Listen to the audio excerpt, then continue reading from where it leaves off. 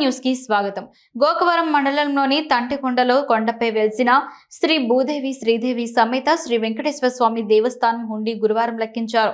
5 నెలల 10 రోజుల అనంతరం హుండీ లెక్కించగా 6,10,905 రూపాయల ఆదాయం వచ్చినట్లు దేవస్థానం కార్యనిర్వహణాధికారి లక్ష్మీ కుమార్ తెలిపారు.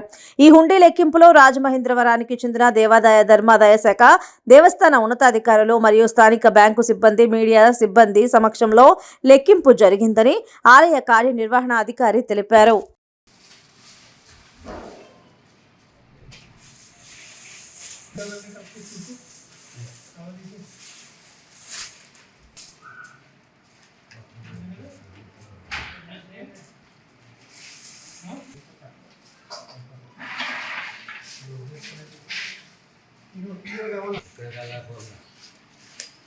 అదే